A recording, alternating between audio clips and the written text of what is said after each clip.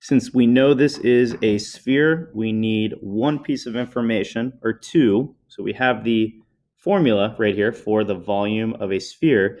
And the only thing that we don't have in the formula right now is the radius. So we need to find the radius of the sphere. So the distance from the center to the outer part of the sphere.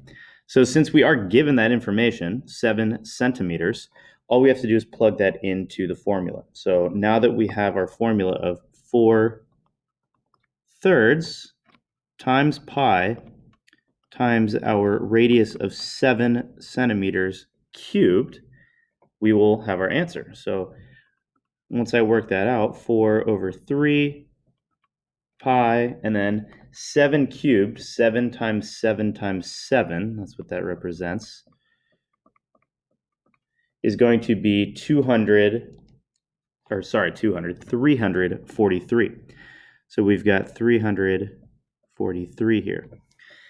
And since we have that 4/3 out in the front, I'm actually going to combine a few things. The divided by 3 can go all the way towards the bottom, so we'll actually have that end up with 4 times pi times 343 all over 3.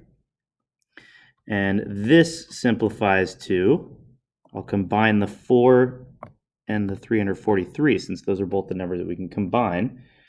4 times 343 is 1,372. So now I've got 1,372, and don't forget to bring down the pi, all divided by 3. And when I divide 1,372 divided by 3, it's an irrational number, so we're actually not going to go any further. It would just be 1,372 pi divided by 3. If we were to multiply all of this out, so the 1,372, and we multiplied that by pi, and then divided that by 3, then we would get a number roughly around 1,436.8 centimeters cubed. And I'll actually add that in here as well.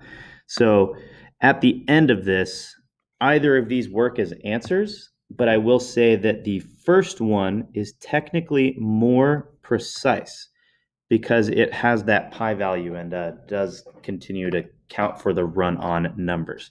But that is the answer for number 2.